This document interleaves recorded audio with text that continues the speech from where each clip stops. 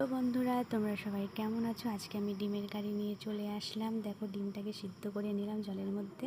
তারপর কড়াইতে সর্ষের তেল দিয়ে হলুদ গুঁড়ো লবণ দিয়ে দিলাম। তারপরে ডিমটাকে আস্তে করে ছেড়ে দিলাম। ডিমটাকে ভেজে তুলে নিলাম। তারপর মশলাতে কী কী লাগছে দেখে নাও বন্ধুরা। রসুন, পেঁয়াজ, আদা, টমেটো, কাঁচা লঙ্কা।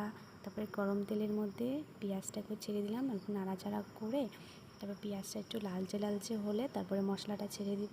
ছেড়ে দেওয়ার পরে সামান্য হলুদ গুঁড়ো, তারপরে সামান্য মাপ মতো লবণ দিয়ে দিলাম। তারপরে একটু সামান্য কষিয়ে নিব।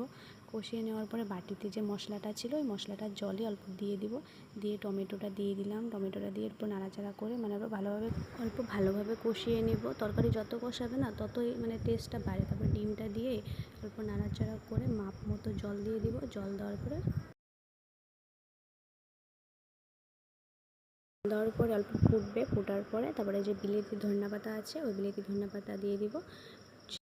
3-4টা কাঁচা লঙ্কা দিয়ে দিব ফেলে। তারপর আমার ডিমের কারি তো কমপ্লিট বন্ধুরা। দেখো ডিমের কারিটা কেমন হয়েছে।